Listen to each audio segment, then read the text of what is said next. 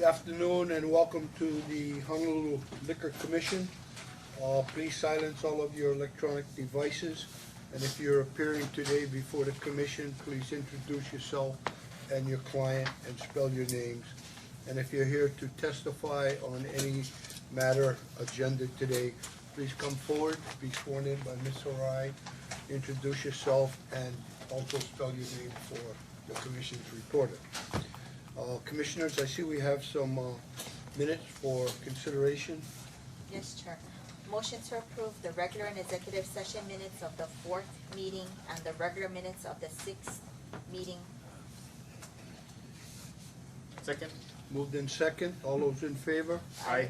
I vote aye. The regular and executive session minutes of the 4th meeting and the regular minutes of the 6th meeting are approved. Moving into the public agenda, calling agenda item number 1, transfer application number 19-16709 from YU Grocery. Good afternoon, sir.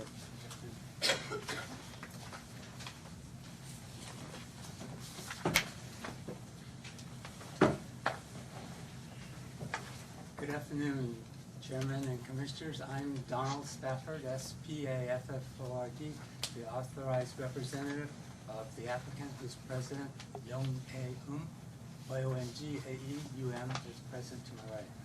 Thank you very much. Ms. Harai? Thank you, Mr. Chair and Commissioners. This application has received 0 written protests, 0 letters in support. Applicant has met statutory requirements for the submission of this application.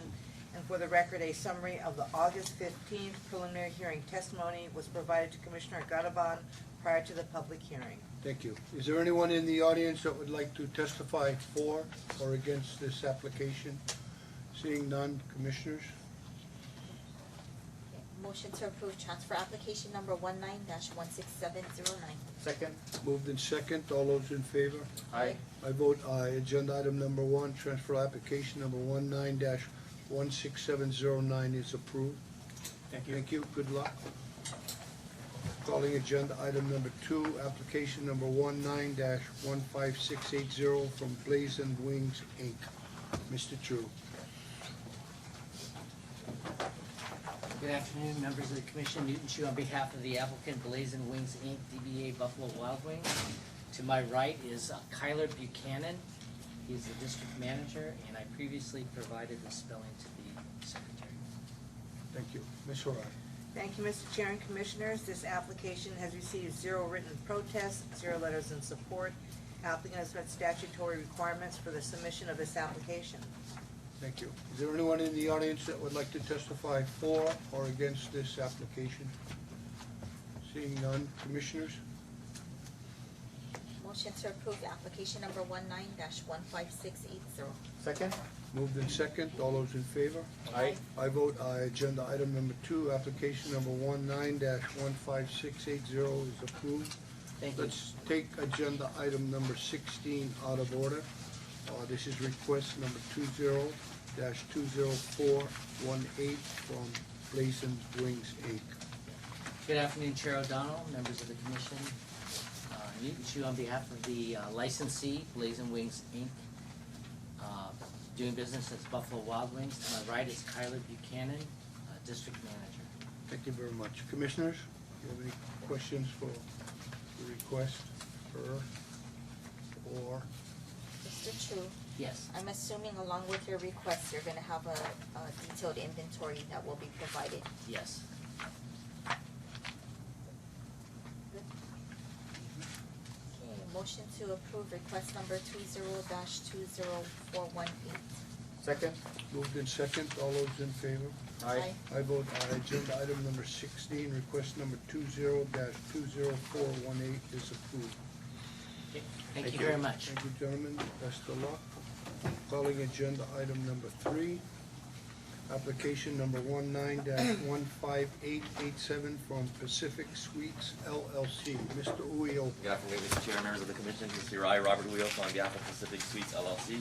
Present to my right, Mr. Paul Yasukoshi. He is the Director of Operations, first name P-A-U-L, last name Y-A-S-U-K-O-C-H-I. At this time, we have nothing to add to the investigative report. Thank you very much. Ms. Arai. Thank you, Mr. Chair and Commissioners. This application has received 0 written protests, 0 letters in support. Applicant has met statutory requirements for the submission of this application. Thank you. Is there anyone in the audience that would like to testify for or against this application? Seeing none, Commissioners? Okay, motion to approve application number 19-15887. Second. Moved in second, all those in favor? Aye. I vote aye. Agenda item number 3, application number 19-15887 is approved. Thank you. Thank you, Mr. Uyoka. It's about over, Mr. Uyoka. It's close game. Close. Wait till next year. Very good. Calling agenda item number 4, application number 19-16452 from Pacific Suites LLC. Robert Uyoka on behalf of Pacific Suites LLC, present to my right, Mr. Paul Yasukoshi, Kochi, Director of Operations, PAULYASUKOCHI. This time we have nothing to add in this case report. Thank you very much. Ms. Orai. Thank you, Mr. Chair and Commissioners. This application has received 0 written protests, 0 letters in support. Applicant has met statutory requirements for the submission of this application. Thank you. Is there anyone in the audience that would like to testify for or against this application? Seeing none, Commissioners? Motion. Sorry, Mr. Chair, just wanted to inject something. I did receive, we did receive a notification of a protest. I just, in full disclosure, just wanted to raise it. If I could bring it up. Good job. Thank you, Counselor, for your honesty. Sorry, my understanding was it would be sent to the commission, but I guess not. It doesn't give a reason why it's a protest. We did verify it is a person entitled to protest. Just says I object. Just wanted to make sure the commission comfortable that we'll continue to be a responsible operator. The license premise is completely enclosed, so no real exterior noise, no real addition to any traffic issue. It is a shopping center, so we ask that this matter be approved. We just skimmed it, and thank you for bringing it to our attention. Did you try to reach out to the person who protested? We did not. I didn't feel comfortable reaching out because it didn't give a reason. But in the future, I'll be happy to do that. I'm not requiring it, I was just wondering. Thank you. I think you did the correct thing. Okay. Okay. Put that into the record. So where were we, Commissioners? No. Motion to approve application number 19-16452. Second. Moved in second, all those in favor? Aye. I vote aye. Agenda item number 4, application number 19-16452 is approved. Thank you so much. Thank you, sir. Thank you. Moving into the license applications, these are special license applications. Agenda item number 5, application number 20-20364-1 through 20-20364-14 inclusive from Sodexo America LLC. Good afternoon, ladies. Good afternoon, Chairman, Commissioners. Chelsea Modula appearing on behalf of licensee Sodexo America LLC. To my right is Aaron Awai, first name spelled E-R-I-N, last name spelled A-W-A-I, who is the area general manager. Thank you very much. Commissioners?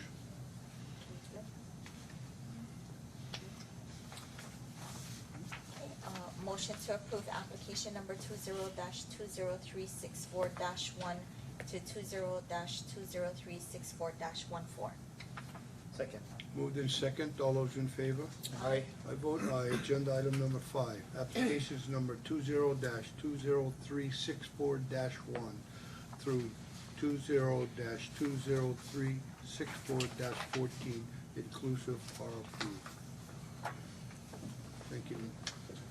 Oh, sorry about that. Calling agenda item number 6, application number 20-20411 from Aloha Week Hawaii Inc. Mr. Choi.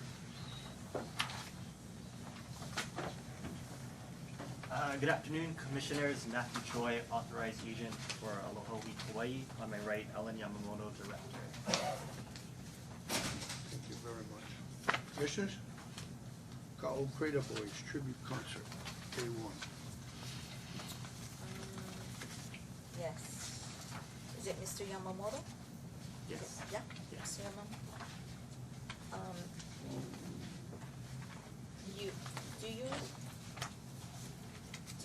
Is this a beer garden or what are we entertaining here?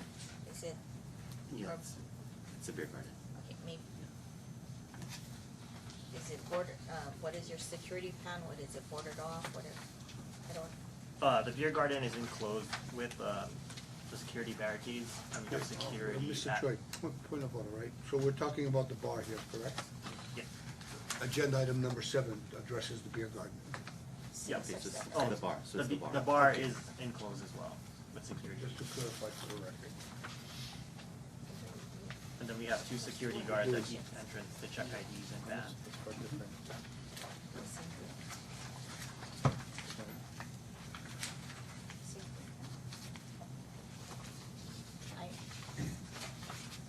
I might be confused. No, I don't think you are.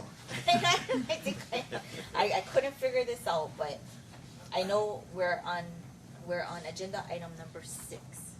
It's for the bar only, correct, Ms. Rai? My understanding is, there are 2 applications covering the same event. They were required to submit 2 applications because these areas are not contiguous. It's kind of like there's other events where you've had to do multiple applications for the same event at the same time because they're not contiguous. I see, that makes sense now. Okay, so we're specifically on agenda item number 6, so this is regarding just the red highlighted, which is the bar, which is not the beer garden, Okay, correct? correct. Okay, so, and you're 7 now. You can be number 7. 6 and 7. 6 and 7, okay. Yeah. So specifically speaking about that secluded area, what is the plan there? Is it barred off or what is it? Yep, it's completely enclosed with barricades and then we have 2 security guards at the entrance to check IDs and ban. Okay. Check IDs and band, and even though this is going off into the next, I'm assuming it's the same color band for both sides? Correct.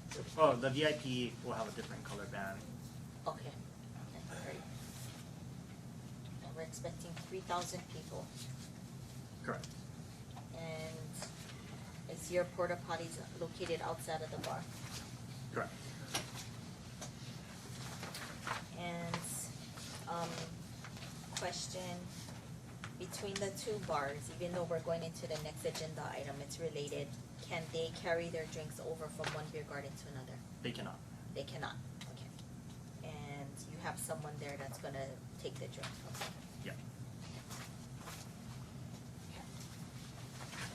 Mr. Choi, I heard you say there's gonna be 2 security officers Yep, at the entrance to check IDs. just for this particular bar area. Just for this bar. What's your larger security plan for the entire event? And let's start with number of security officers. They have 15 total security officers. 15? 15. Any HPD? They're supposed to, I'm not sure, I don't know that, but they said they were Who's there? the promoters for this. In the future, if you could, assuming you hold these events again, if you could provide us with more details in terms of security, HPD, because this is a big number. And we appreciate that. And also, you folks are aware this is essentially a college campus, so please be especially mindful of the fact that underage people live and attend school on the premises. Thank you. Well, let me just put on the record, as you know, Mr. Choi, and I want this on the record. You are responsible for any violations, not your promoter. So what your promoter tells you and what your promoter does may not be the same thing, but ultimately, you are the applicant for this license, so you will be responsible. So hopefully you have a reputable promoter, because some of the people in town are not reputable. Okay, thank you. Commissioners, any further questions?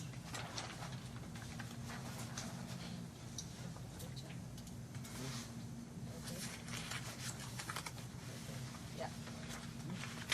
Okay. Okay, so agenda item number 6. 6, yeah. Okay, motion motion to approve application number 20-20411. Second. Moved in second, all those in favor? Aye. I vote aye.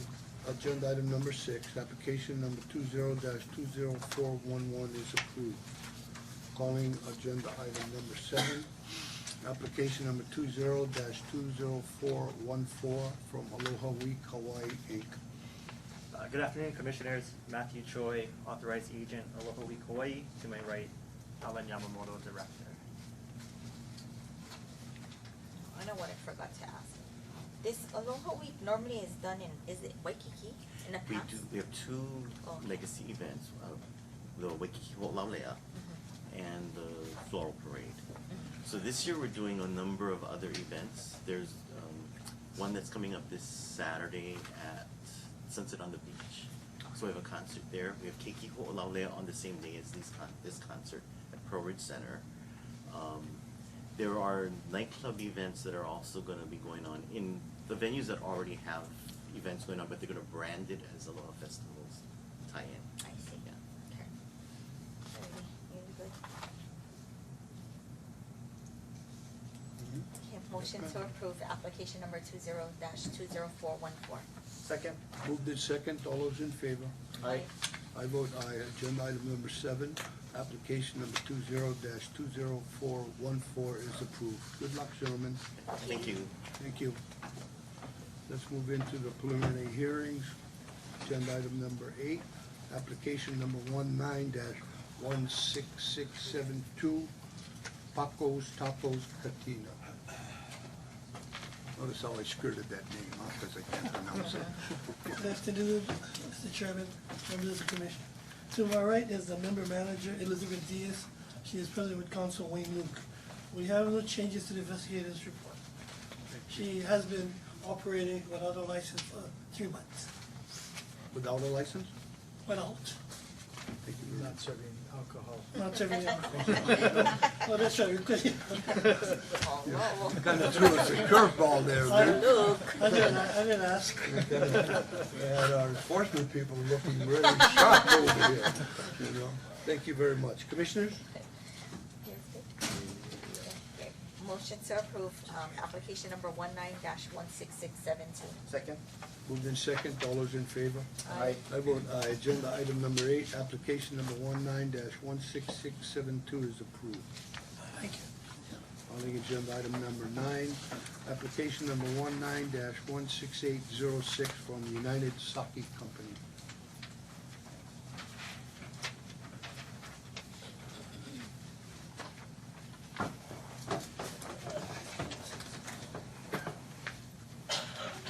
To my right is Mr. Takashi Hiroshi. He's the vice president. He is present with counsel Wayne Luke. We do not have any changes to the investigator's report on the new application. Thank you very much. Commissioners?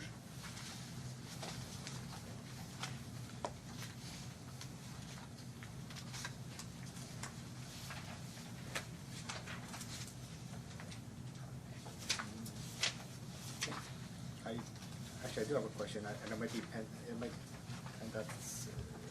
be dependent on your next agenda item, but, the spaces in the back, the contractor storage area, the intention is to use this licensed space as a entrance and exit to those areas? No, Do they have their own doors on the, because currently there are, doors from your outline premise to, contractor storage 2, contractor storage 1. yes. Their entrance is right on where they're located. The Queen Street. No, they're the contractor's storage area. But there are spaces in the back, the contractor storage 1 and 2, that have doors opening into your space. They have doors, yes. And so, if you go to your exhibit B2,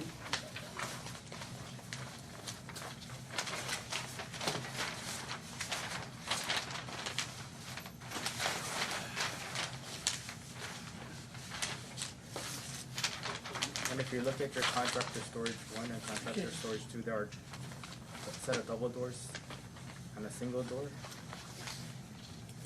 Yeah, but this is gonna be a part of your opening into license. that space, and it looks like the, yeah. Yes, you're correct. Are they gonna be closed up, or They're gonna be What- closed up when they're, that's really like a parking lot, outdoor area. so the existing contractor storage that's outside? Yeah, but we will be using the outside area in front of both parties. They will not be in business, Okay, yeah, see, we're just trying to make sure, if this isn't part of his lease, this is not part of his lease. so how do you get access to these spaces? Without going through his, You're talking about who? like these contractor storage areas, assuming it's a building in the back? Yeah, that's their own, those doors are for them, yeah. So they will be walking through the sake shop? They will be sake walking brewery through the through outside area. the outside area? Yeah. This is outside the parking lot. Yes, there are no doors between our room and the contractor's room. So the contractor need to access from the outside kind of courtyard looks area. And where is that courtyard? That's that complete area in front of it. Of storage one? No, And currently you show a property line around the whole building, yeah,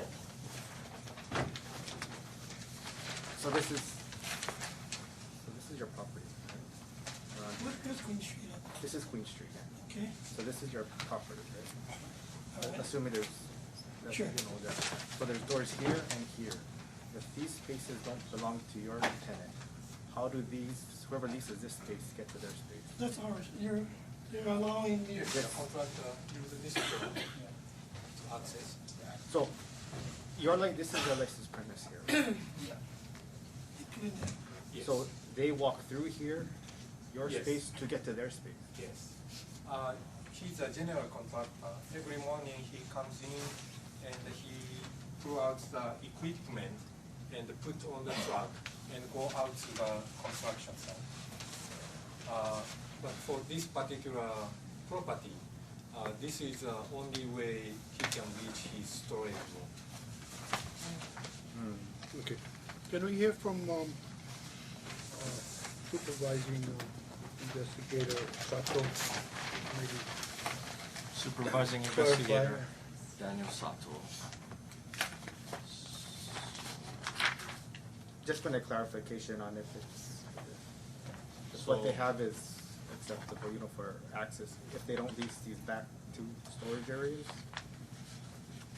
So if they don't own it, and their only access to it is through their space, It's going to be through the proposed license area. correct? Exhibit B1 shows, it kind of looks like a truck the picture was taken, and it looks like that's the open courtyard area. And essentially, from what Mr. Luke is representing is, you're gonna have contractors, not part of the licensed premises, entering at any time. So there is some Yeah, lease agreement that has both parties. They have the agreement between the parties. The contractor is his landlord. The Contractor- contractor is the owner of the property, He is This is the less, or he's subleasing to. we are their sublease, yeah. So, this contractor that it has access to the licensed premises and then to his storage area. That is correct. Will he be traveling to and from that area during operational hours? The only What? time, Well, you Our are- operation hours? I don't think so, because he worked only daytime, morning time and daytime, And your hours of operation are from 5 o'clock. from 5 o'clock? Yes. 5 o'clock PM? Yeah, 5 p.m. Until when? What they got? What time, from 5 p.m. until when? 10. 10 p.m.? Yes. Yeah. He's our landlord, so. Motion to convene into executive session. Second? Moved in second, all those in favor? Aye. I vote aye. We are now in executive session. Thank you very much for giving us the opportunity to speak with legal counsel. We're now back on the official record. Mr. Luke, would you like to request a continuance and work with the administration on your drawings and clarifying? Yes, that would be fine, but is there any way we can No, sir. at least move the This, preliminary? this commission right now at this point is inclined not to approve. And maybe, So we will give you the opportunity, because this is a preliminary hearing and we do not want to close out your client. We'll give you the opportunity to speak with the administration and they can help you clarify our concerns. Okay? 2 weeks. Is 2 weeks enough? Well, there's no hearing date, so that's I'm why I sorry, was, you're right. Yeah. that's why I was, gonna make the comment whether we can. Yeah. Okay, so motion to continue, application number 19-16806 for 2 weeks. Second? Moved in second, all those in favor? Aye. I vote aye. Agenda item number 9, application number 19-16806 is continued for 2 weeks. Hold on, Mr. Yeah. Mr., can we have a type of, and that would also be requesting a number, agenda item number 19, correct? The concurrent, yeah. You would request to continue also? Yes. Very good. Vice Chair Gannabon? Thank you. Motion to continue, request number 20-20422 for 2 weeks. Second? Moved in second, all those in favor? Aye. I vote aye. Agenda item number 19, request number 20-20422 is continued for 2 weeks. Thank you. Thank you, good luck. Moving on to temporary license applications, agenda item number 10, application number 19-16675 from JHK Hawaii Investment Corporation. Ms. Wu. Good afternoon, Commissioners. I'm Min Young on behalf of JHK Hawaii Investment Corporation. On my right is Vice President Sang-Soo In, and there is no corrections necessary to the investigative report. Thank you very much. Commissioners? Okay, motion to approve temporary application number 19-16675. Second? Been moved in second, all those in favor? Aye. I vote aye. Agenda item number 10, application number 19-16675 is approved. Thank you. Calling agenda item number 11, application number 20-20370 from FSMB LLC. Mr. Choi. Good afternoon, Commissioners. Matthew Choi, Manager, Member, FSMB. I have one change to the investigative report. It's not an all ages event, it's 21 and over. 21 and over. Thank you for clarifying that.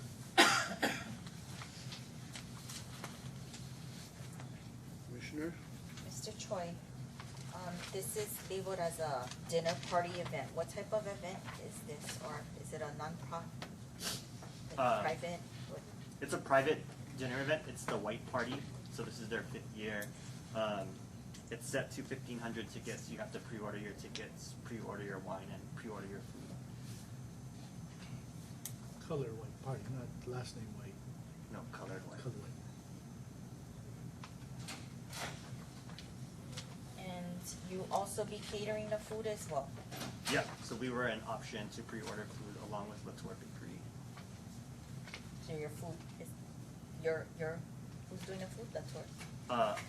Pitch is doing some food and Latour is doing some food.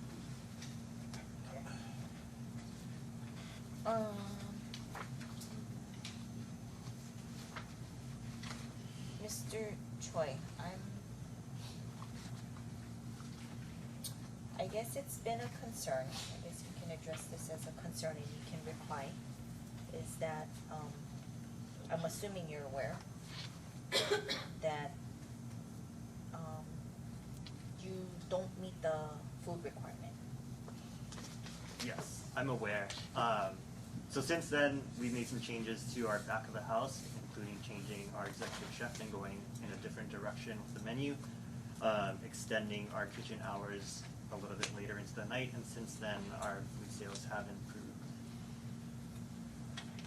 So specifically, like for this venue, you're providing two different options, which is the tour and you folks. What is on your menu for this dinner party? We haven't set the menu yet, so it was listed as an add-on option for our poo-poo platter, and then the pre-sale tickets end on Saturday, and then the promoter of the white party helps us coordinate a wine pairing and a dish that fits with it. So you'll be doing the poo-poo platter? Yeah, Only the poo-poo platter? only a poo-poo platter. Okay, so are you optimistic you'll reach that amount, or what are you, what are? Yep, we're is really it- confident. For our catering events, we usually average 40 to 50% food sales.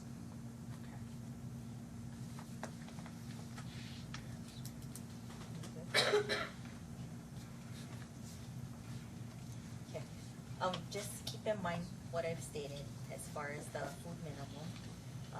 Based on what you have what you've attested to today, that you'll make every effort as far as this event and future events going. Good, okay, having said that then, motion to approve application number 20-20370. Second?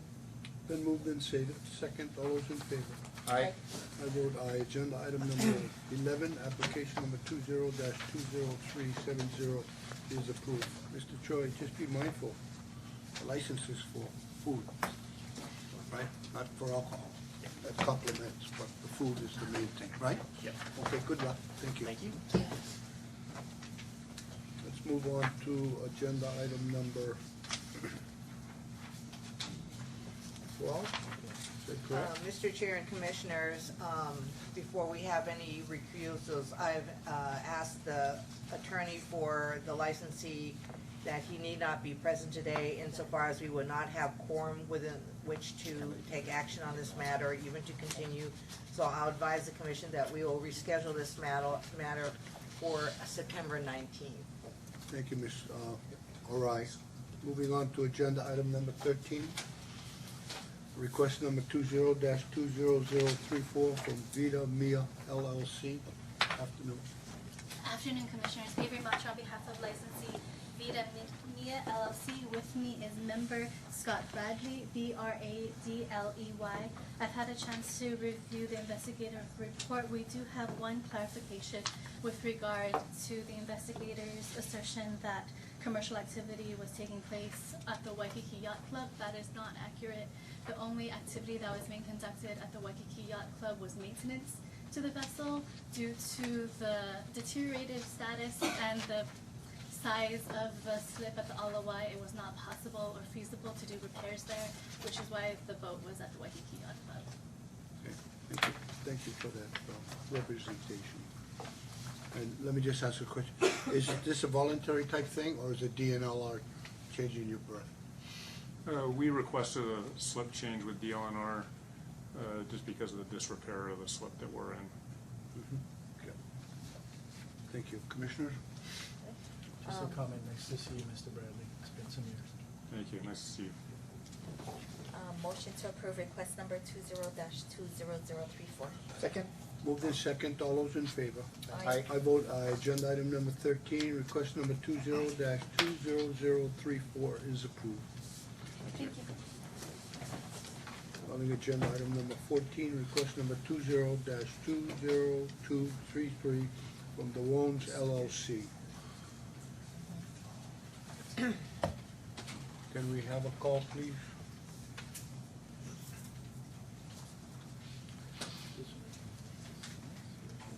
I think, it's not right to probably just take no action. Because we just Yeah, right, process. No action.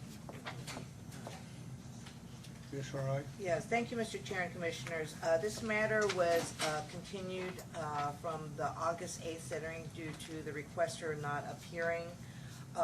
Administration's recommendation is that the Commission need not take action on this request. What will happen is that the status of the license will be changed from pending to expired or not renewed. I will advise the commission that, and we have actually been in contact with the requester, he just has chosen not to, I think, attend again, is that if his situation changes, he has the ability to return to the commission and have the matter brought back before you, but rather than continuing over and over again, we'll just put it back in his court that way. Thank you So very no much. action needed. Okay, do we need a motion? Not to- No. Very good. Calling agenda item number 15, request number 20-20399 from FEC Kaimuki Partners LLC. Again, Mr. Chair and Commissioners, the attorney for the licensee has been advised he need not attend today as insofar as that we would lack quorum within which to take action on this matter. So without commission action, administration will reschedule this matter for the September 19th meeting. Thank you very much. Calling agenda item number 16. 17. I'm sorry. You're correct. I got it crossed out too. Calling agenda item number 17, request number 20-20371 from Matthew Choi, manager of Free Spirits LLC. This is Good for a afternoon. night market event. Good afternoon, Commissioners. Matthew Choi, manager, member of Free Spirits LLC. Commissioners? This is just to change the dates, Mr. Choi. Yeah. Okay. It's good. Okay, motion to approve request number 20-2037. I'm sorry, 371.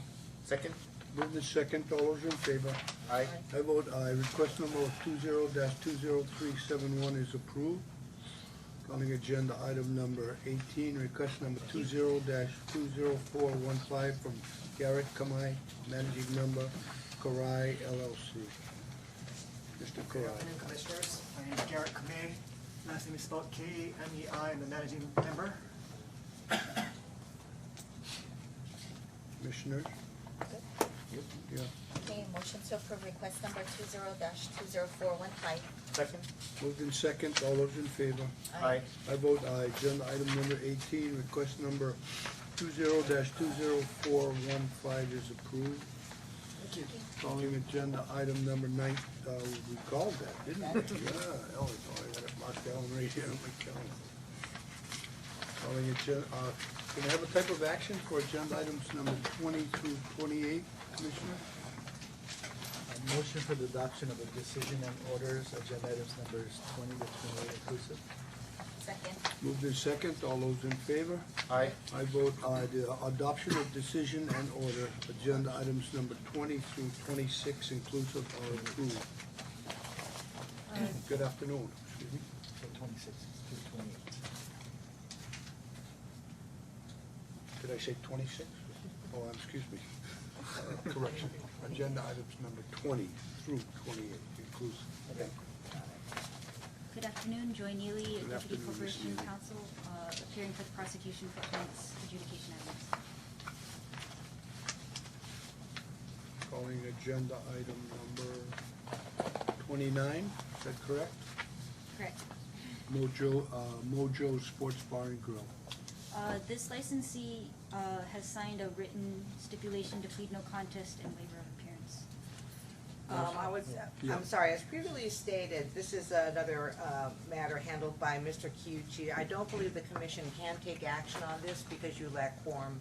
I realize he has submitted a written plea, but I do not believe we have commission quorum within which to accept that plea. So we will reschedule this matter for the 19th also, without commission action.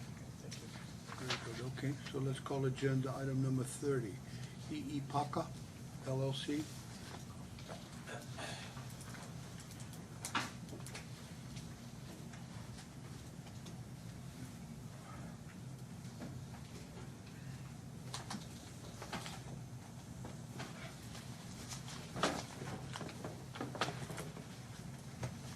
Good afternoon, Chairman, Commissioners. Chelsea Maja, appearing on behalf of licensee Pi'ipaka LLC. To my right is Richard Pizzulo, last name is spelled P-E-Z-Z-U-L-O. He is the authorized agent of the license. We would agree to it.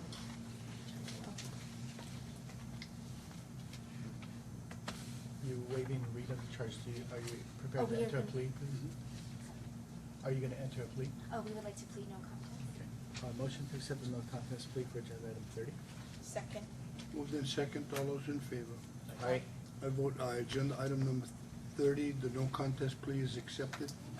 This is a first violation of failure to notify the commission prior to a change in members. I recommend a fine of $500. Ms. Maja, any explanation or comment?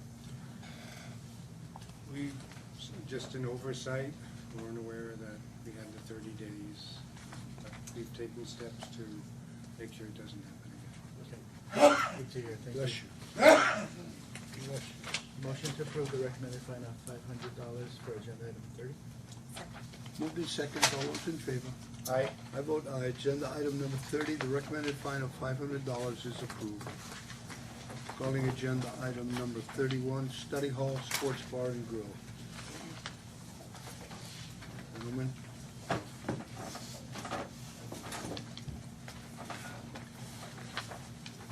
Good afternoon, Chairman and Commissioners.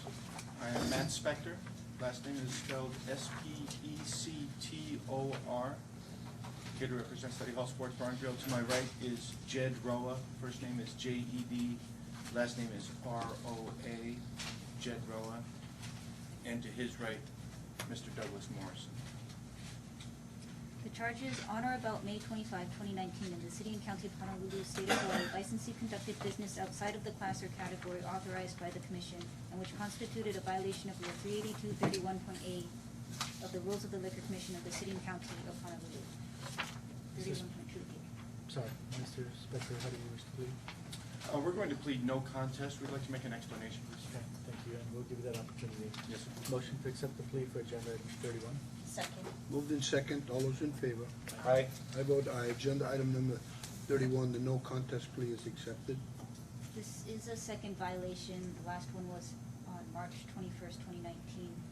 I recommend a fine of $750.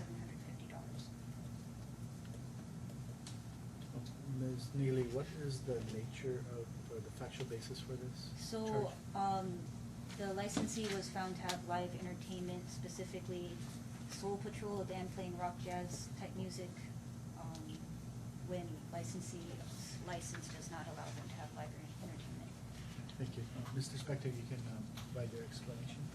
Thank you. I'd like to bring to your attention that we have a short lease at our property. We understand that it takes, I believe, 4 months to be approved for the license, for the entertainment license.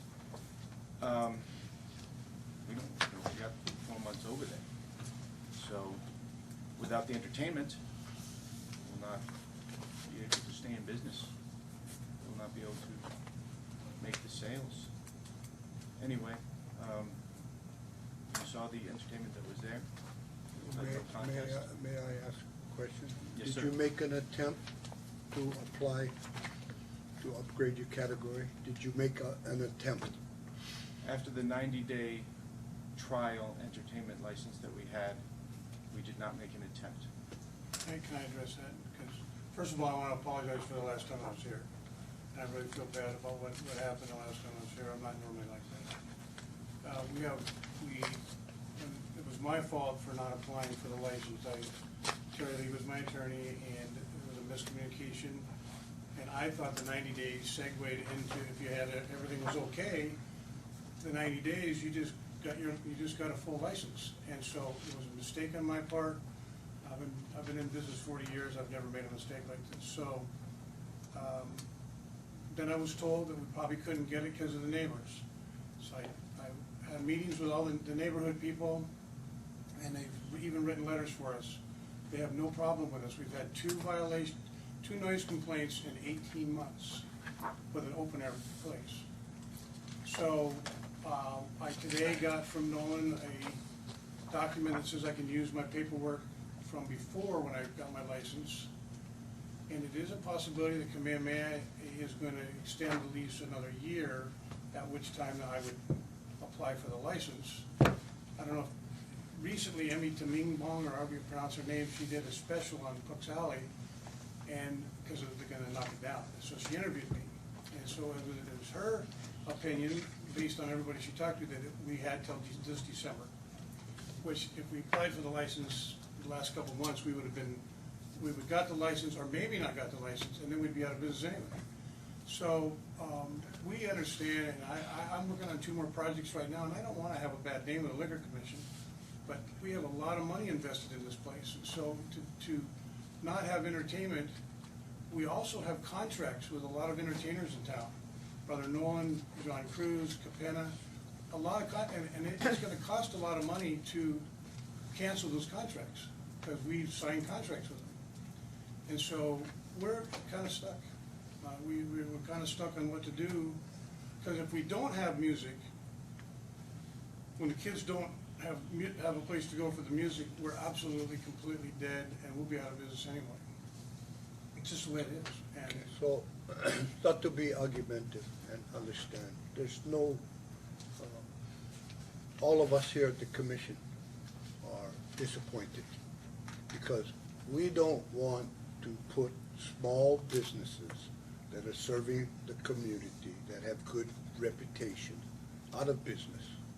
But that's our job, that's our assignment, that's our mission. And when I asked the question, you didn't even make an attempt to go in and apply. So let me ask this final question.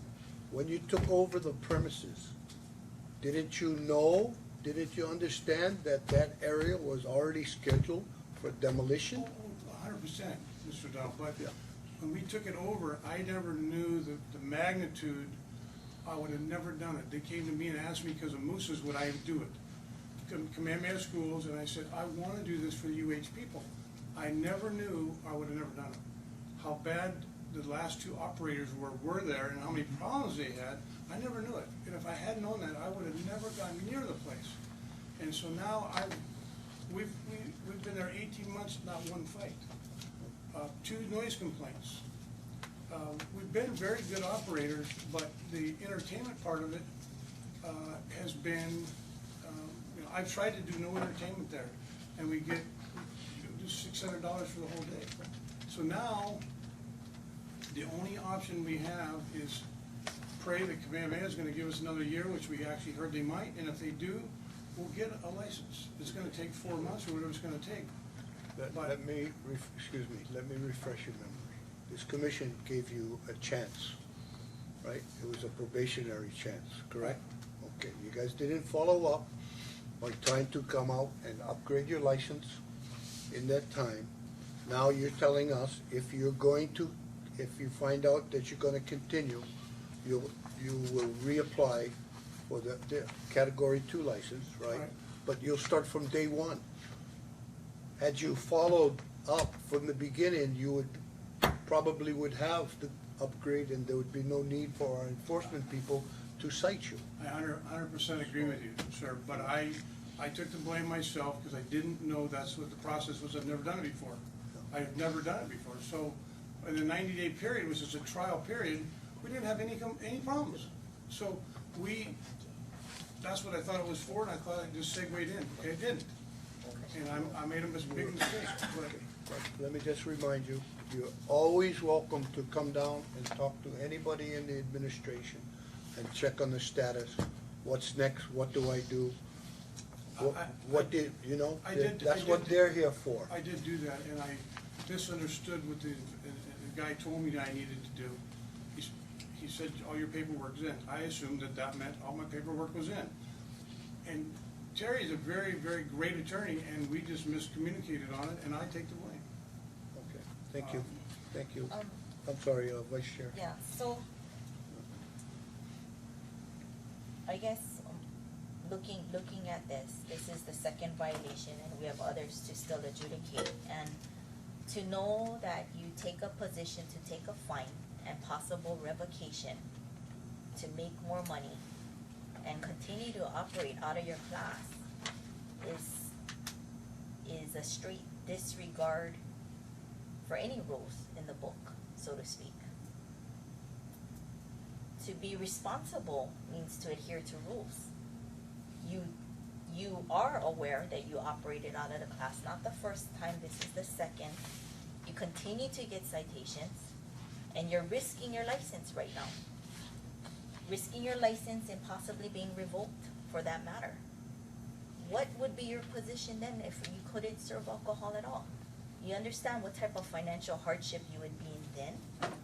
And you know, you given experience 40 years, I know Mr. Roa has been here as well with other operations, to sit here and say that you don't know, didn't know, or how to make more money. It's not coming here to get fines, not coming here and talking to us what you could have, would have, should have done.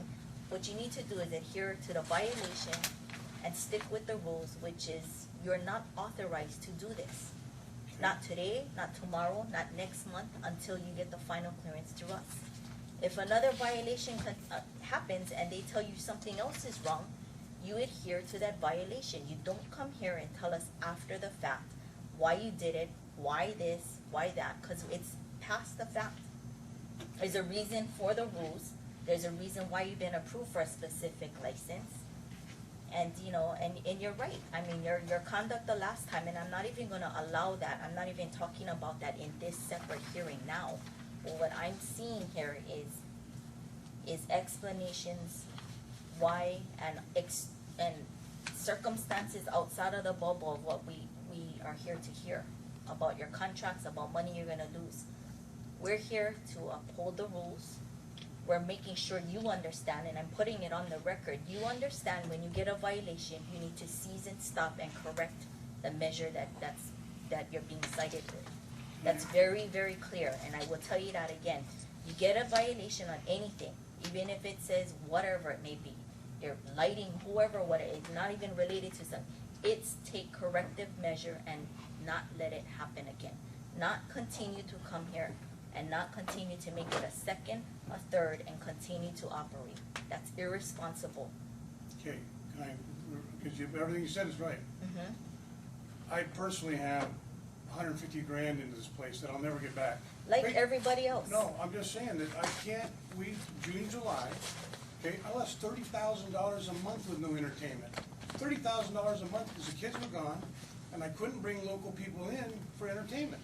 So I lost 60 grand in 2 months, and the only reason I'm still staying there, because I'm hoping that we can get an extended lease and I can get some of my money back. And so the only way I can do that is to have music. And I've asked till I'm blue in the face, can't we change the category, since I had a 90-day that was good, great. Hey, Mr. Morrison, how about this? Go find a license that you can do it.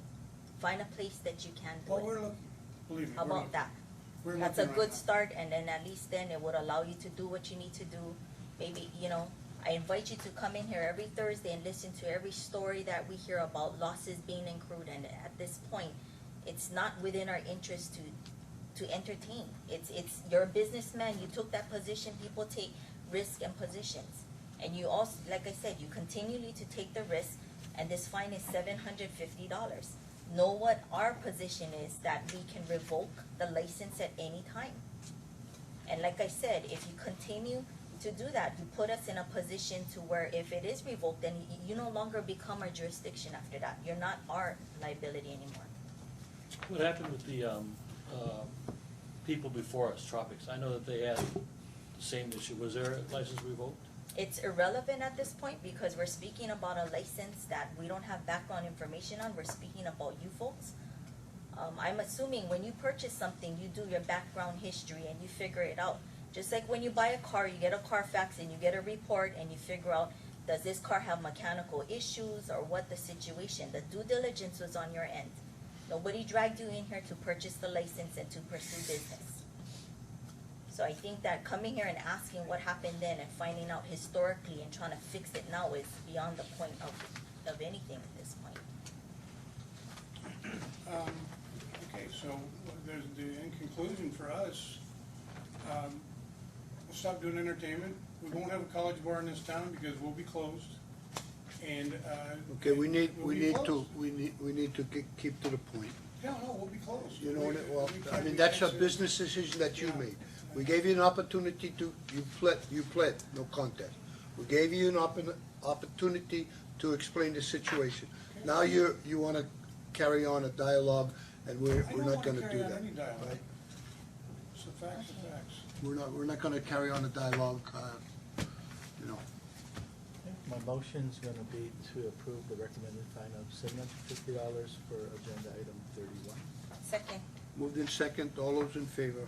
Aye. I vote aye. Agenda item number 31, the recommended fine of $750 is approved.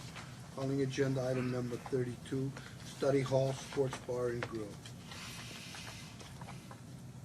Ms. Neely, Oh, do they need to make you appearances? can read the charges. Hello, Matt Spector here for Study Hall Sports Bar and Grill. To my right is Jed Roa and Douglas Morrison. The charges on or about April 20, 2019, in the city and county of Honolulu, state of Hawaii, licensee conducted business outside of the class or category authorized by the commission and which constituted a violation of Rule 382.31.2A of the rules of the Liquor Commission of the city and county of Honolulu. We will Inspector, plead how no do you wish to contest plead? to this. I'm sorry? We will plead no contest to this. Thank you. Motion to accept the plea for agenda item 32. Second. Moved in second, all those in favor? Aye. I vote aye. Agenda item number 32, the no contest plea is accepted. For adjudication purposes, this is a second violation. Again, licensee was found to have live entertainment on the premises when their license doesn't allow for that. I recommend a fine of $750. Mr. Spector, any comments or explanation on this matter? No, sir. Thank you. Thank you. Motion to approve the recommended fine of $750 for agenda item 32. Second. Moved in second, all those in favor? Aye. I vote aye. Agenda item number 32, the recommended fine of $750 is approved. Calling agenda item number 33. Excuse me. Study Hall Sports Bar and Grill. Can you go through the appearances again, please? Yes, speaking for Study Hall Sports Bar and Grill, my name is Matt Spector. Last name is spelled S-P-E-C-T-O-R. Immediately to my right is Jed Roa, spelled J-E-D-R-O-A. And further to the right, Douglas Morrison. Thank you. This charge is on or about February 15, 2019, in the city and county of Honolulu, state of Hawaii, licensee sold, served, or furnished intoxicating liquor to a minor, or allowed consumption of intoxicating liquor by a minor, specifically Ariana Meta Rose and Francis Bauer at the licensed premises in violation of Section 28178B1A of the Hawaii Revised Statutes. Mr. Spector, how do you wish to plead? Wish to plead not guilty. Okay. Ms. Neely, are you ready to proceed? We're ready to proceed. Okay.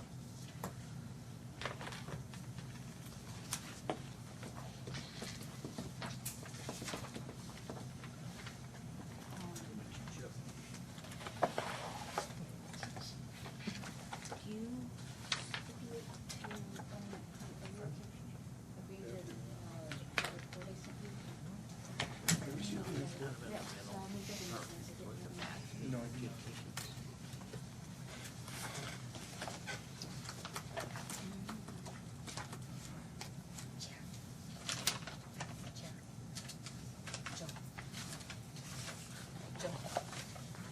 Thank you. Can we have a short recess, please? Ms. Neely?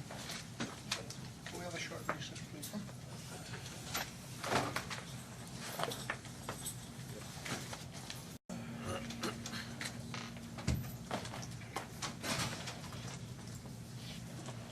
Okay, thank you. We're back on the official record. Commissioner Miyashiro, will you proceed with the Yes. contested? Thank you, hearing? Chair. So we're gonna recall agenda item 33. Let me start with Ms. Neely. How many witnesses would be calling? We have one. And Mr. Spector, how many witnesses, if any, are you going to be calling? Two, myself and Jed Roa.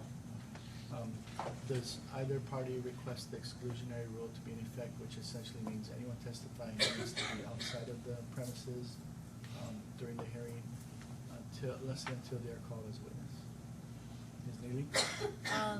My witness is already outside. I don't have any objections. Do you have any objections to the two witnesses staying in the hearing room? No. Okay. Do you have any, I'm sorry, so it shouldn't apply if you only have one witness, right? Okay. Do you have any concerns about the city's witness being in the hearing room during this proceeding? No, sir. Okay, thank you. Okay, so I'm gonna go briefly through the agenda or protocol. Both parties will have the opportunity to make an opening statement with the city going first. The city will then have the opportunity to present evidence in support of its case, followed by the licensee. During either presentation, the commissioners will also have the opportunity to ask questions. Both parties will have the opportunity to cross-examine the witnesses and also to present rebuttal evidence, again with the city going first. Following presentation of all evidence, including rebuttal evidence, both parties will have the opportunity to make final arguments, again with the city permitted a final argument and a rebuttal. Do you have any questions about the procedure? And I'll start with you, Mr. Spector. Any questions on the No, sir. procedure? Okay, Ms. Neely? The licensee has agreed to stipulate, the investigative report into evidence. Okay. I'd like to Is receive that that now. marked or anything? It's not marked, but it would be exhibit one. Okay, so the commission will accept the city's exhibit one into evidence by stipulation. Is that the agreement? Yes. Thank you. Okay, we'll begin with opening statements, starting with you, Ms. Neely. I'm sorry, if I could just interrupt, we don't have copies of the investigative report up here. Yeah, should I pass them now? Yeah. If someone could just Yes, sir. get them for me, so I can mark them. Thank you. Commissioner Sheriff, you could state for the record what exhibit one is, I'm not sure. Okay. Let me get it. Down. Now we'll make one for the record.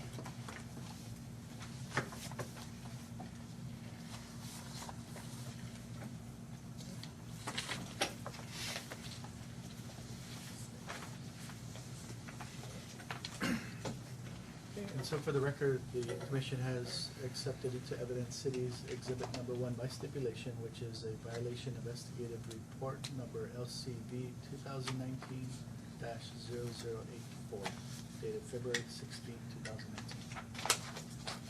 Ms. Neely, you can proceed with your opening. Okay, the charge at issue is that the licensee allowed consumption of alcohol by a minor on the premises. On February 15, 2019, investigators observed a minor consuming what appeared to be alcohol on the licensed premises in violation of HRS 28141B1B.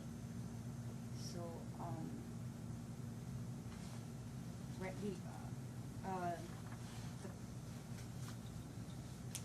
the Liquor Commission's position is that there's sufficient evidence to show that this did happen.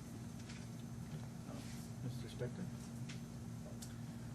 I'd like to say that when I came before this panel to apply for our license, I was asked if I was aware that that we would be serving college students, and I said yes.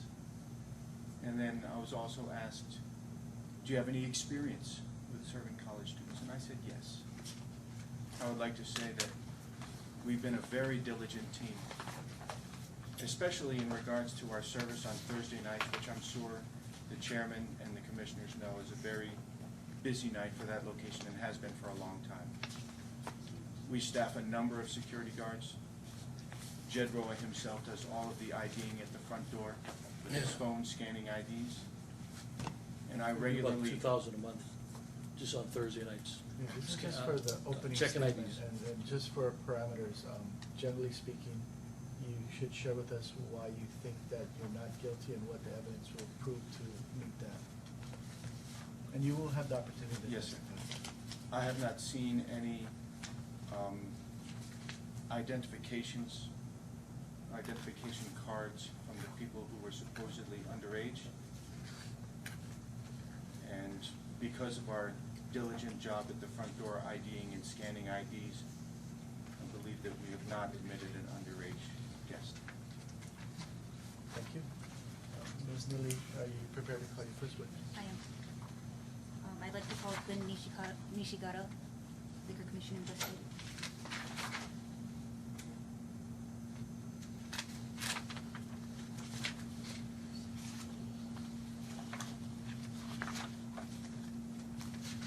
I'm gonna swear you in. Do you swear that the testimony you give today is gonna be the truth, whole truth, and nothing but the truth? I do. Thank you. Please state your name. First name is Glenn, last name is Nishigata, Nishigata. And what is your occupation? Honolulu Liquor Control Investigator, the Honolulu Liquor Commission. How long have you been working with the Liquor Commission? Approximately 3.5 years. Are you familiar with the licensee study hall sports bar and grill? Yes. Did you investigate this licensee on February 15, 2019? Yes. Were you partnered with another investigator on the state? Yes. Who was that? Investigator Leslie Leong. And did you and Mr. Leong prepare an investigative report as a consequence of your investigation? Yes. Can I have you take a look at, this is Exhibit 1. Is this the investigative report that you and Mr. Leong prepared? Yes. Okay. What did you observe that evening? We entered the premises approximately 0050 hours. Approximately had about 150 patrons, mixed gender, male and female. We walked through the premise and we observed two youthful looking females who looked younger than majority of the patrons there. And we had to stop to observe them. And while I was scanning away, I believe at about 1 o'clock, Investigator Leong notified me that he just observed these two youthful females consume.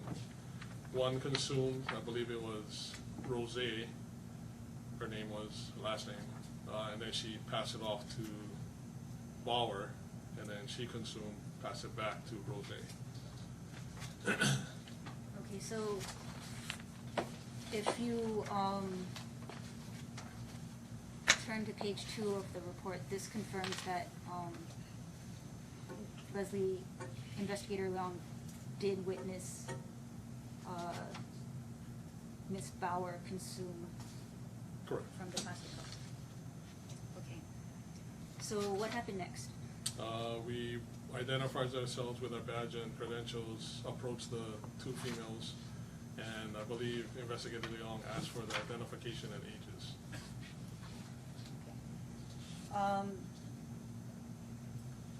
And what was their response?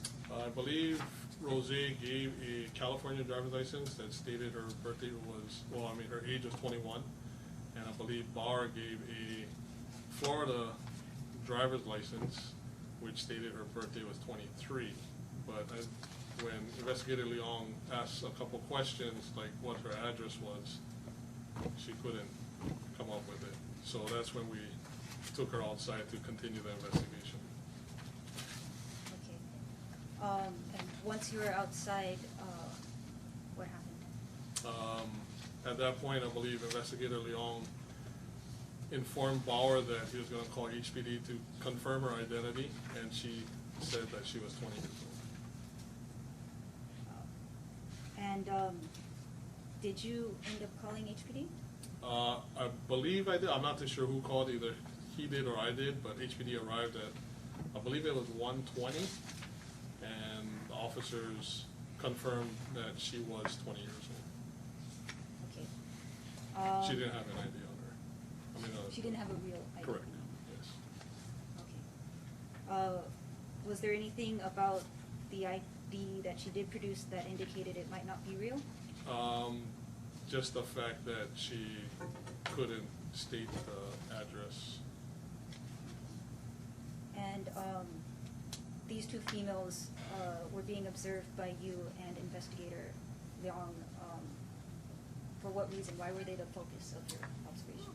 They look younger than almost majority of the patrons there, so our determination was that one of them had a alcoholic beverage, what appeared to be an alcoholic beverage, clear plastic cup with an amber colored liquid inside.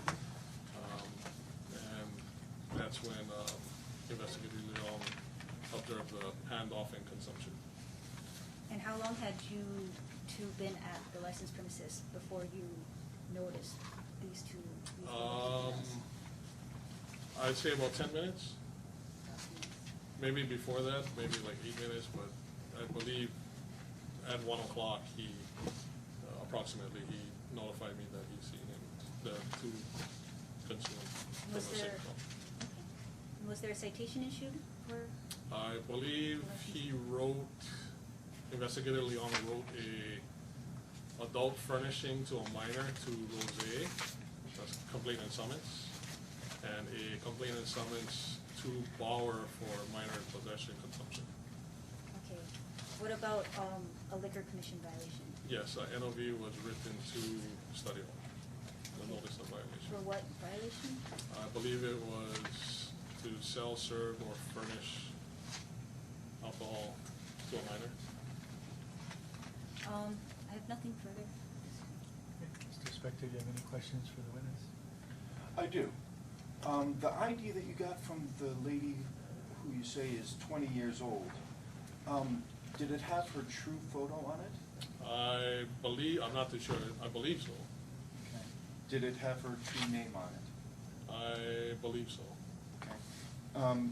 Did you look at the ID and determine that it was a fake ID somehow? It wasn't me, I didn't determine that, it was Investigator Leon. I see. So only one of these two people who are listed is claimed to be underage? Correct. I see. I remember these two ladies. I remember them really giving you the business outside until they realized what was really going down.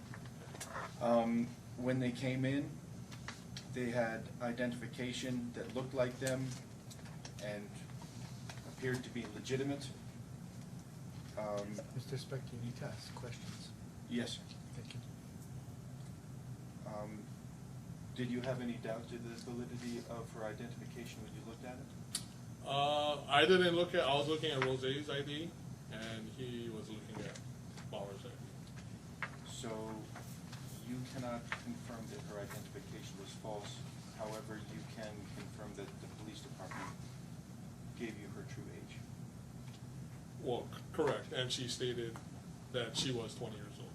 Understood. Do you have any questions? I have a question. Did you said it appeared to be an amber colored. Before you proceed, Ms. Lee, do you have any objection that there's more than one person questioning the witness? I do, I think. Just for protocol, I think one of you needs to ask the questions. I don't mind you talking among yourselves, but just to keep it in order. An amber colored drink. Is it 100% sure? Was it possibly a little bit different?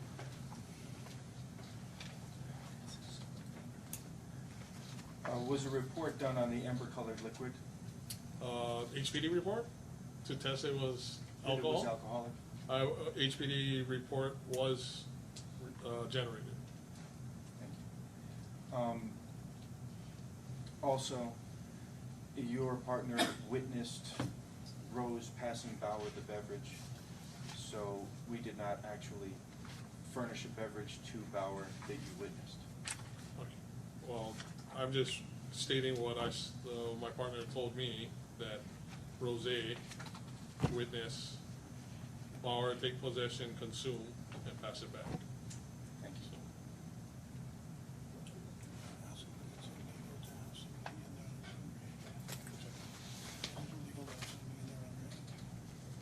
Is it illegal to have someone under the age of 21 inside the establishment? I don't believe it is. Okay, so, ask them to me, how did we furnish the drink? And the girl got the drink long ago. To continue the other question, if we did not furnish the drink to the minor, are we still at fault for her obtaining the beverage from her friend? A minor consumed on your premise. Understood. That's all my questions. Okay. Ms. Neely, any follow-up questions? No, nothing further. Commissioners, any questions for the witness?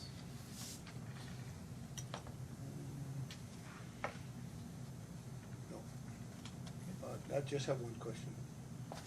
And the minor was arrested by HPD? We wrote a complaint and summons, so a criminal citation was issued to the minor and the adult who furnished. Was there any proceeding on that? That you have any knowledge of? No, we went to court a couple times and it was continued. I'm not too sure what the outcome was. But it Go was through. calendared? Correct. Thank you. Mr. Nishigata, do you know what the disposition of the HPD testing of? I do not. Okay. That's part of the report, which is Exhibit 1 as far as you know? I believe it is, let's see. Exhibit E.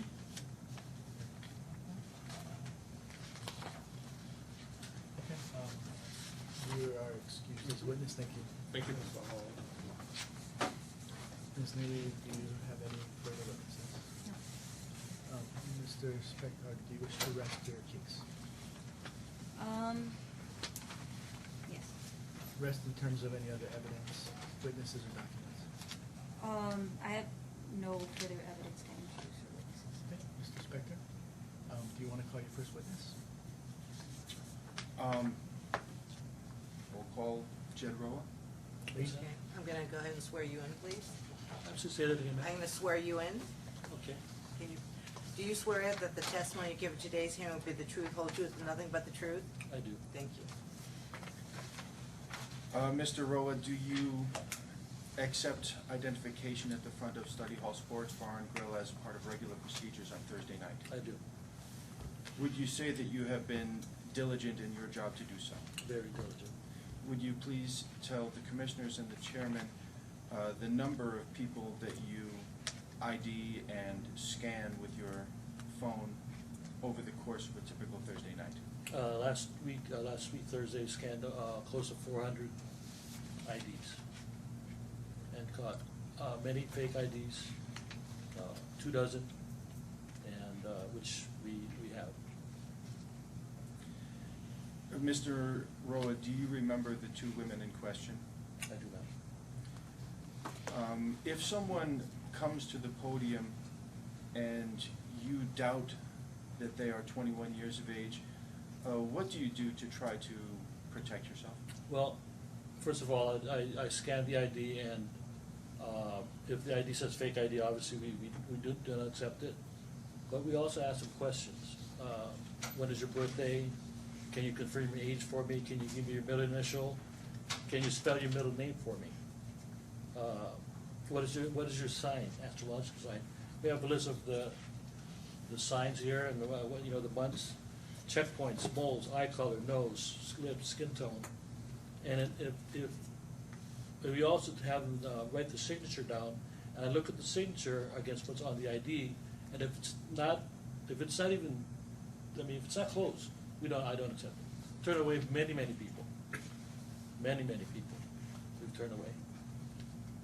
Mr. Roa, over the course of performing your duties at the front door of Study Hall Sports Bar and Grill, would you say that guests become upset because the line is moving so slowly? Yes, we take our time, I take my time and make sure that I check the ID properly, and if they have to wait a little bit longer, then so be it. I'd rather check it thoroughly and make sure we're not letting anybody in that's under 21. Mr. Roa, are people allowed to re-enter the establishment without showing their identification a second time? They are not. In fact, we have this sign that I brought today, and it says, we post this up, and no re-entry after 1 a.m. So if somebody can't go outside, smoke a cigarette, give us, have a stamp, or, and another person can come in. We have signs like, flyers like these, which we give out to everybody, warning everybody the consequences of trying to come in if you're under 21. Yeah, we give these out on Thursday nights. So, point of order, I'm sorry. Sir, if you could, for the record, read what the sign says. This one here, it says re-entry. Please show your ID upon re-entry. No re-entry after 1 a.m. Thank you. And for that sheet that you're waving around, are you going to enter that into evidence? Yes, Okay, do you have copies of that? we do. Will you offer it up to evidence, as evidence? Yes.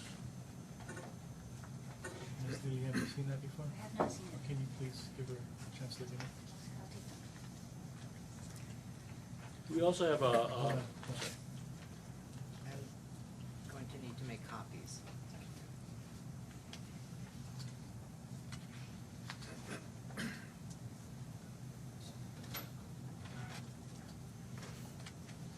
I'll object just on the basis that we haven't seen this before today, as far as the proposed exhibit.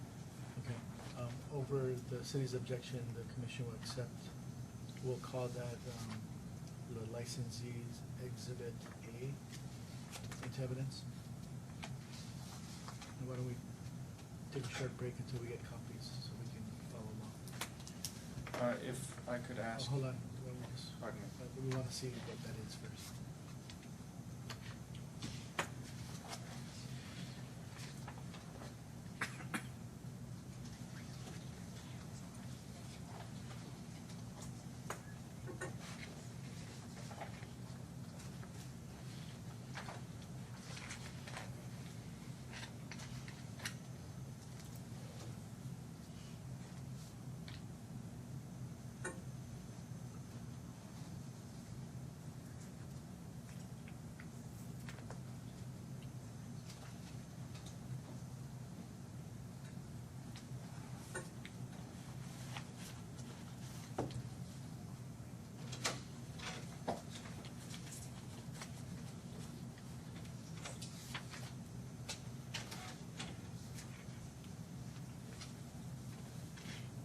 I wanna mark that one though. That's the original. Can I give you the copy? Oh, no, that's fine.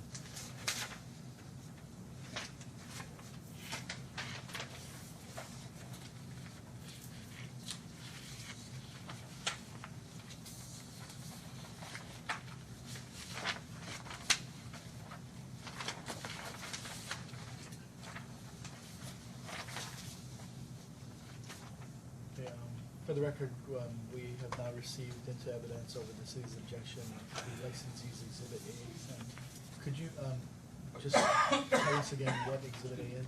I'm just say it Tell again. us what this document is, what is the use of it? Well, what we do is we pass it out to the people that are in line, and we also have it posted on our podium so that they know that we're serious about anybody trying to use either a fake ID or false ID. Okay, Mr. Spector, you can continue with your questioning of Mr. Yao. Okay, thank you, sir. Mr. Roa, do you have any experience with identifying young patrons based on your past in the service industry? I have a lot of experience, over 40 years as well. Mr. Roa, at the podium where you identify people, do you have ID checking guides, both domestic and international? We do, I do. I refer to this often.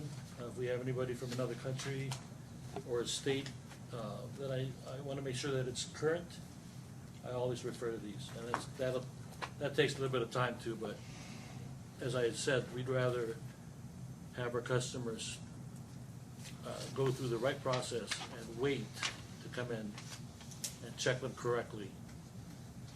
Mr. Roa, can you describe what you held up? It looks like some publication by title and a year, if any. Just describe, the publication you held up. Oh, this one. Describe what that is. Okay, this is the international edition of ID. So if somebody from France comes in, I just look at the ID, I look under France, and it'll show me, so if their ID doesn't look like this or like this, then it's no good. Does that publication have a date, an edition, or some reference?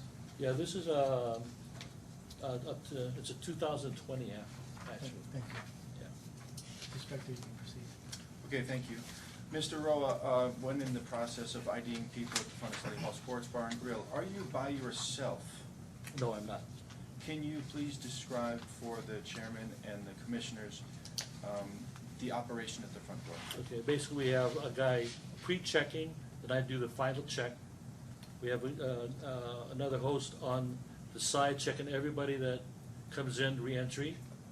We have hosts all over the different spots in our club, in our venue, and they're all positioned. And this is what we do. We we put this out every Thursday. We put everybody's name, where they belong, where they're gonna be. So we have all the angles properly covered. You know, I'm gonna do this again because we're creating a record that doesn't show what you're showing us. It's only black and white transcript. So can you describe what you just showed us? It's Okay. some kind of schematic This is a drawing? graph of Okay. we do, so we put this out every Thursday. And then we have a graph of where we have our host station, security, and who's working the front, who's working the fence. We have somebody watching the fence as well, so we don't have anybody trying to jump over. And it's a graph that we have every week, and we meet with staff before, before it gets busy, and we let them know exactly where they're supposed to be. Thank you. Yeah. Mr. Roa, in the 18 months of operation at Study Hall Sports Bar and Grill, what is your perception about the attitude and demeanors of our guests? For example, have you witnessed any violent interactions between the guests? We have not. I have not. And it's, for the amount of people that have been coming through on a Thursday night, for example, not to have any problems at all, zero, it's pretty amazing. I worked at Pipeline Cafe for 11 years. Object to and- relevance. Okay, so the objection is relevance. I tend to agree with the objection because we're here for furnishing liquor to a minor. But you can finish what you're saying, Mr. Rowe. Okay, anyway, we've kept a peaceful place. And for the amount of people that have come through our doors, it's amazing that we haven't had any problems. And we're thankful, and because we're very diligent at what we do, from IDing to make sure there's no problems, no fights. Mr. Spector, any further questions of Mr. Rowe? I have no further questions. Ms. Neely? So you mentioned Thursday nights. Is that different from other nights? Thursday night at this time is our busiest night, but that's only during the school year. Okay, so is Thursday nights the only night you do check everyone's ID? No. I'm also up on the front Friday and Saturday, or even a night like last night, Wednesday, I was up front. Oh, I'm sorry, I didn't mean you personally, but I meant the licensee. So they check everyone's ID Absolutely. every night? Absolutely. So only over 21 patrons are allowed inside? Before 10 p.m., we if somebody comes in like a child with a parent, we let them in. Okay. You mentioned you do checks on your phone? Mm-hmm. How does that work? It's called Bar and Club Stats, and we subscribe to it. We pay a monthly fee, and there's a barcode behind your ID, and we scan it. And if it's fake, it'll be red. It'll say fake ID on it. Every time? Every time. So no fake IDs can get, your scanner will detect everything? Exactly. Okay. If it's a fake ID, it'll detect it. So if you had scanned the minor at issue here, it would have been detected on your phone? It would have been detected but if it was somebody else's ID that she used, that was legit, then it would have been a green light. It would have been Can I ask a question? I think it's my turn to ask the questions. I think you'll get a chance after. Okay, so does your phone or your app keep a log of every ID you scan? It does. So did you have this ID on that scan log? No. You checked? Well, yeah, that was in February, no. We got this about 4 months ago. Oh, so you didn't have this on the date of the incident? No. Okay. So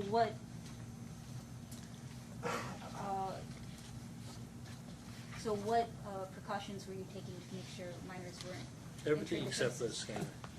So you still had the 2 ID checkers at the door? Right, exactly. Anyone inside? No, outside. But does anyone check in the ID once? On a night, like a Friday or Saturday, yes. A Thursday night, we have somebody at the door checking IDs. So just to clarify, on Thursday nights, which I guess is when this happened, there were only 2 checkers at the door. Correct. No one was checking IDs inside. No. And you were working that night. I was. So if you don't remember the minor in question, does that mean? I mean, that they had a legit ID with their picture on it, and using somebody else's ID. That's what I deducted on that. So you're saying you did check it? I don't remember if I actually checked it, because I checked all the IDs, but I don't remember that person specifically. So it's possible you might have overlooked this ID? It's possible. I mean, like I said, there's. Okay.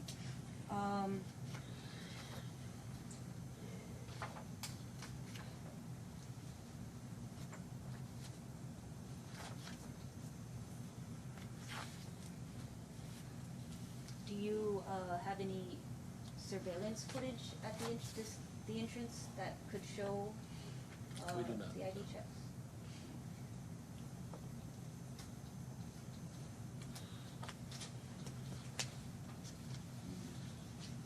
What happens when you do encounter a fake ID?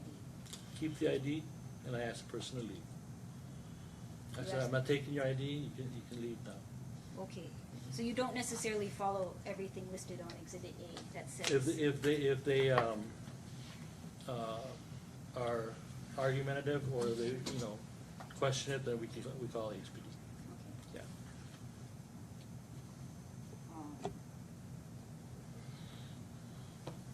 I have nothing further. Mr. Spector, do you have any further questions for Mr. Will? No. Thank you. Commissioners, any questions for the witness? I have a question. So, Mr. Rohr, Yes, ma'am. you've indicated and gone over extensively about how you check IDs. Is it fair to say that what you've described as far as a scanning system does not pertain to this specific issue or this specific date and issue? So Yes. So just to be clear, on February 14th, you were not using any scanning system? I would have to check our records and see exactly when we started it, but by that we may have. I'm not quite sure. Look, we can go on 2 scenarios then, based on whether you had a scanning system or you don't. So specifically, with regards to Frances Bauer, who indicated, or it was then indicated that she had a fake ID. Have you had time to look at the exhibit report? I have not. Okay. Do you have an exhibit? Do you have the exhibits? The investigative report? I have the investigative report in my email on my phone. I do not have a physical copy in front of me. Okay, so.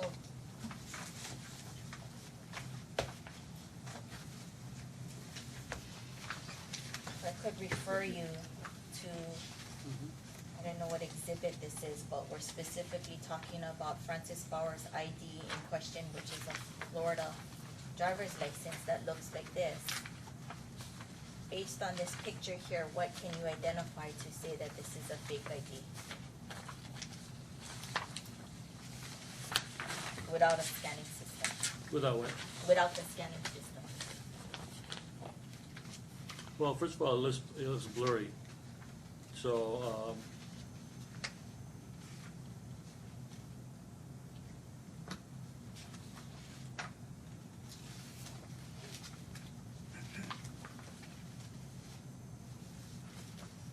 I understand this isn't a specific ID. yeah, and I would check it against our book as well, to make Your sure. book.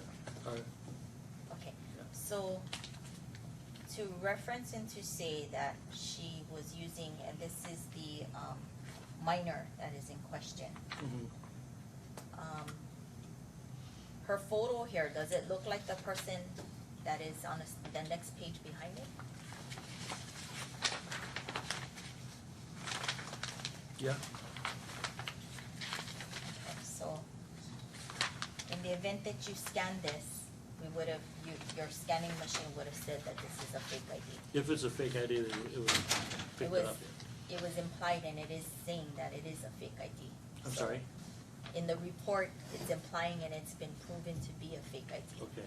So, in this instance, the scanning system, if it was in place in February, it would have indicated it was fake, Right, correct? right. And if you don't have the scanning system, like you said, you went through some identifiers, which goes and states that you have them spell their middle name, and you have them go proceed with, their address, and all that stuff if anything is suspicious, right? So two foolproof ways, whether you were doing a scanning system or another way, then you should have been able to indicate whether this was fake or not. Well, I mean, there are a lot of good fake IDs out there, so I mean, like I said, if I would check it against what our book, I would have them do a signature, and, yeah, and then, we also have a black light that we use. So, in this instance, this is the minor that got through the bar, basically, that entered your establishment. I don't remember her. This, just based on the investigative report, this is the minor in question that was able to enter your bar and able to get access to alcohol within the bar. That's what happened. Based on the second, and going back to another thing, let me ask you this. Whether you have a scanning system or not, what is your policy on expired IDs? Not acceptable. Okay, so maybe you can answer the question then based on the same exhibit report.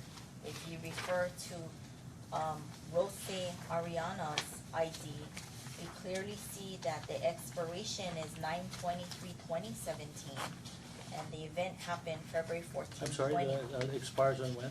If we look at this exhibit here, you can clearly see when the license was. Okay, I'm looking at this ID, I'm sorry. You can switch pages. Okay. And you can go to this ID. Let's go to the California ID. And expiration for Ariana Rose says expired 9/23/2017. Miss Rose came into the establishment February 14th, 2019.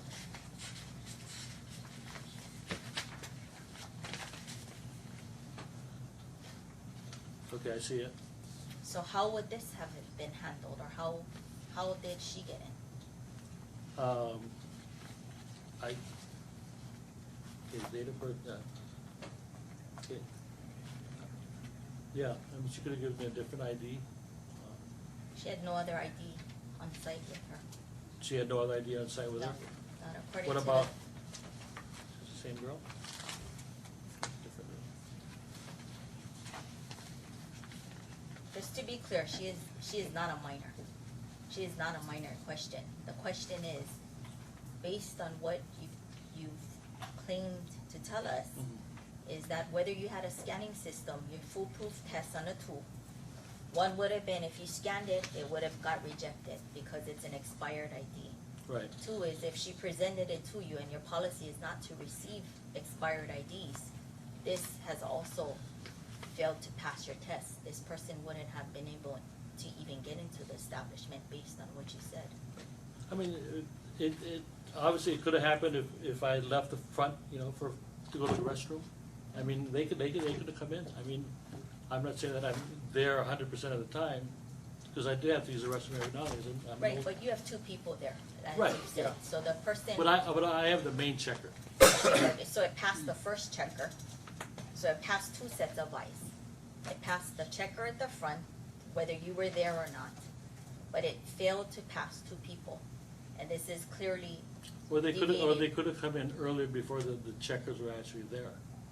which is before 10 p.m., 9 p.m. 9 p.m. So if we were to If they- assume yeah. that she was in before 10, we can discuss all the scenarios, but this is the question at hand right now. Sure. And I'm not gonna assume that she came in with a parent or anything like that, or with a minor or anything like that. But this is based on what you're saying on how diligent you guys are, whether you have someone there, or you have two people there, or you have someone at the bathroom. This is what happened. They got in. And so I just wanted to be clear with you as far as questioning you on your own procedures and how it works and how this possibly happened, and now we can see that.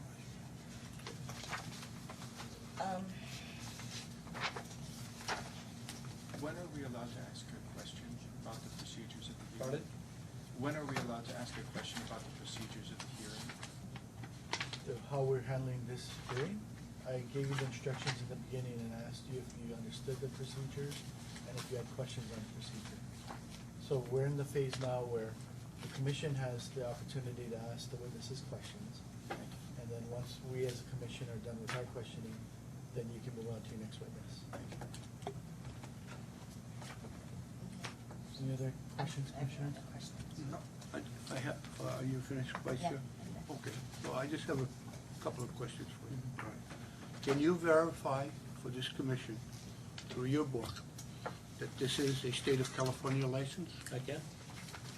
Would you do that for the record? Okay, just so you know, when it's vertical, it's normally a person under 21. Correct. Yeah, this is not on here. Okay, can you verify the other, the Florida license, which is a horizontal license? That is a valid Florida license?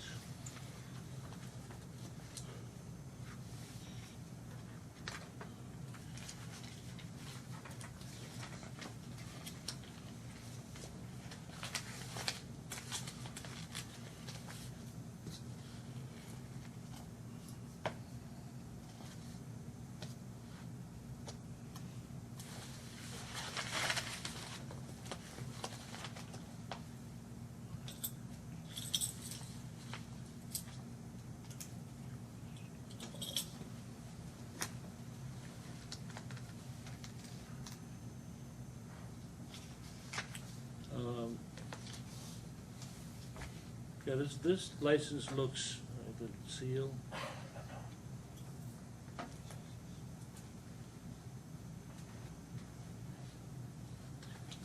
The seal looks a little blurry on here, so I can't really tell, but the way that it looks on, from this one, it looks the same. It looks the same? Yeah. Okay, thank you very much, right, okay, so, and you gentlemen understand the charge, correct? You're being charged with license sold, furnished, served or furnished intoxicating liquor to a minor, or allowed consumption of intoxicating liquor by a minor at the licensed premises. The minor was inside your presence, drinking alcohol. You understand that? Okay. How did she get there? Because Vice Chair Ganaban has kind of shown you guys that your security system isn't foolproof. Well, like I said, she could have got there before we actually. So let me ask this question, sir. If I'm a minor and I'm in your restaurant by myself having a cheeseburger, I know you guys make good cheeseburgers and a refreshment, right? And it becomes time for the music to start, right? Do you not go to every table in there to take a look at me and ask me for my identification card? Or can I just walk into the? Well, our servers are trained to check IDs. If the person is not out front, then they are trained to check IDs. And even at, for example, even a night like last night, if I leave the front, I tell the bartender and the servers, okay, I got to take care of these things. Make sure you check IDs. So you don't have a policy, right, for a person that is eating in the restaurant side. I've never been into the place, so but I'm assuming you probably have booths or tables or something like that. You have no policy in effect to ensure that a minor that's eating is not checked so that he will be able to, or she will be able to freely go into an area that is being checked by people at the door. Oh, no, we do check IDs. We do check IDs. You do check those IDs? Yes. Our servers and bartenders are trained to check IDs. But if that person wasn't drinking and ordering in the restaurant area, and didn't order until they got into, what do you call it? Is that a dance hall, a dance room, or the live entertainment? It's all one area, it's all one area. One, Yeah. live entertainment area? So, yeah, it's all just one area. There's no, you know, like a separate area where, So the question is, and I'd like you to answer it, right? How did that minor get inside? Because obviously she appeared in district court and the court case was continued on 2 occasions. If she was, at the time of the violation, 21 years old, the judge would have dismissed the case immediately, right? Because she was 21 at the time of the violation. So how did this minor? she was 21 at the time? No, Oh. the case was continued twice, right? You have police experience, huh? Okay, so if a defendant comes before you as a judge and he's charged with possession of alcohol by a minor, but he's 21 years old, what will the judge do? And at the time that he was charged, He would release he would it. dismiss the Yeah. case, right? Okay, but this case was continued twice. So obviously, that person was a minor. Otherwise, there'd be no sense in wasting the court calendar. Can I make a comment or no? No, if you have an answer for the chair, I'd appreciate that, otherwise. Yeah, no. We can move on. Mr. Spector, you're excused as a witness, I'll let you stay in the room, Mr. Rowe. Mr. Spector, I thought I heard you say you're gonna call 2 witnesses, are you gonna testify? I was gonna call myself. We're not gonna win this case. I'm not gonna call a second witness. You're not gonna testify, you yourself are not gonna testify? Correct. Okay. Do you have any further witnesses or evidence to submit to the commission? You wanted I'd like to call Douglas Morrison. I'm gonna swear you in. Do you swear that the testimony given at today's hearing will be the truth, whole truth, and nothing but the truth? Yes. Thank you. Okay, so the only way that this could happen. Protocol is Mr. Spector is Mr. gonna Morrison, ask you do you questions. have something that you would like to add to today's discussion? Yeah, I do. Thank you. You can go ahead now. Thank you. The only 2 ways this could have happened, because there's a vertical ID here, we would never take that as an ID. The person, like Mr. O'Donnell said, was probably in there early and was eating or hanging out knowing that they didn't have proper ID, or they used somebody else's ID. And they, because it happens all the time. But when you get busted for this, they're not gonna show that ID, because it could be their best friend's ID. They're not gonna show that to the commissioner. They're gonna say, well, this is my ID. They're not gonna say that's what it is. I've been doing this too long to know this is how they do it. Or they go hide in the bathroom when you're checking ID. Or they go somewhere else in the building. We have 300 people in there on Thursday night. So we had a 3-hour wait this last Thursday, wait to get in. So they will try anything they can do to skirt the whole problem. And there's no way that we're gonna let somebody in with a vertical ID that, clearly, that's why they did the vertical ID, to show that if you're under 21, you get a vertical ID. So we wouldn't have checked that vertical ID and said, oh, come on in. So they had to either use somebody else's ID, which happens all the time, or they were, like somebody mentioned, that they were eating, possibly eating, and just didn't, and didn't go through the proper processes that we have. Mr. Morrison, if there were an underage person on the premises before 10 o'clock at night, and they were there eating and drinking a soda, do you think that they would stick out like a sore thumb when the nighttime door staff came in and began the ID process? Well, when the witness said, no, because what the witness said was they looked younger. One was 20 and one was 23. Our average age on Thursday night is probably 21 to 22. So how can you tell with 1 year difference from a 20-year-old to a 21-year-old that you can actually identify that person looks really young? If the person was 17, I would say that's different. But we get freshmen right now that have come in from new coming freshmen that are all trying to get in there on Thursday night. and they're all young looking. So, my experience for a long time is that they probably use somebody else's ID, and we didn't do a good enough job saying, give me your address, give me your phone number, give me where you grew up, or they were already in there. But we're, you know, we're getting late for all of us. And I could tell that, you know, probably because of my past ability here, that we're not gonna get, it's just, we're guilty, obviously, because she was in the drinking. That's unacceptable for you to assume anything before this commission. Well, I've been trying to talk, and I'm the one on the lease, and I'm the one on the liquor license. And I've been trying to, I own the place, the majority owner. I've been trying to say something, because this is very simple. This is what happened. We wouldn't still be here. This is very simple. Jed has been with me 40 years. He's not gonna let a vertical ID come into our building. And I already know, Mr. O'Donnell, that you guys could care less about what I say, so I just think we should wrap it up. No, you Excuse don't me. care what I say. No, you're always making comments and accusing this commission of not being fair. We're being as fair as we can be. And I don't appreciate those comments, and I don't appreciate those accusations towards any of the commissioners that are sitting here. You remember one thing, we're a voluntary commission. We all have full-time jobs. Yep. We're serving over here for one thing, to protect the interest, the safety, and the well-being of the general public against intoxicated people. Mr. Spector, do you have any more questions for Mr. Morrison? No further questions for Mr. Morrison. Thank you, Ms. Neely, do you have any questions? I have none. Okay, Mr. Spector, do you have any other witnesses or evidence to present to the commission? We do not. Okay, I will take it that the licensee rests. We're now gonna do closing arguments. Ms. Neely?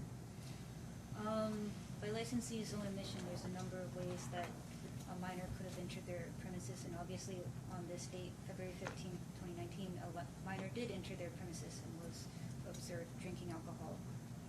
That's a violation of 28141B1A, and the investigative report supports that. Okay, thank you.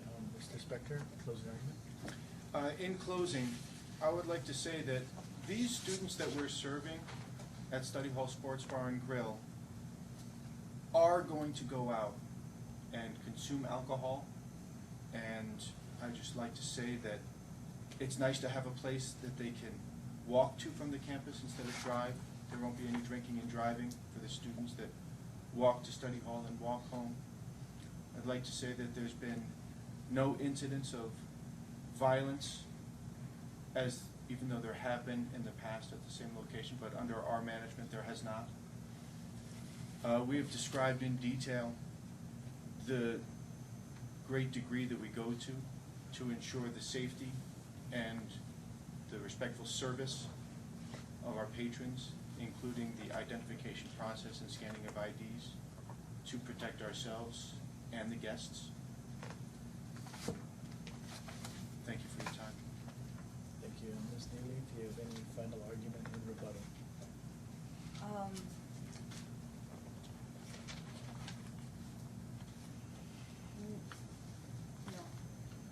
Do the parties have anything further, not in terms of evidence, argument, but any other procedural or other matters? Hearing or seeing none, the commission will now deliberate, so we'll go into executive session.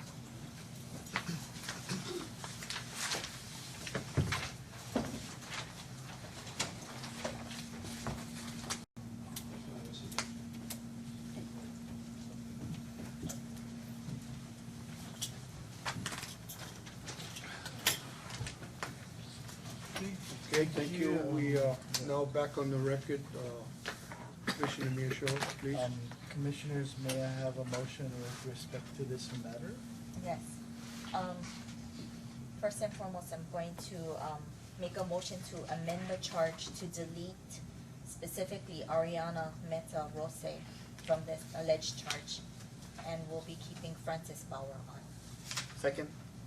Moved in second. All those in favor? Aye. I vote aye. Motion is carried. And my second motion is, my motion is to find the allegation sustained. Second? Moved in second. All those in favor? Aye. I vote aye. Motion carries. So, Ms. Neely, do you have a recommendation for, This is the first violation. I recommend a fine of $1,000. thank you. My motion is to approve the fine for agenda item number 33 in the amount of $1,000. Second? Moved in second, all those in favor? Aye. I vote aye. Motion is carried. We're finished with this agenda item. Have, Yes, move the agenda I will forward. resume the chair calling on agenda item number, I got my stuff mixed up here. What was that? Get the agenda in front of you.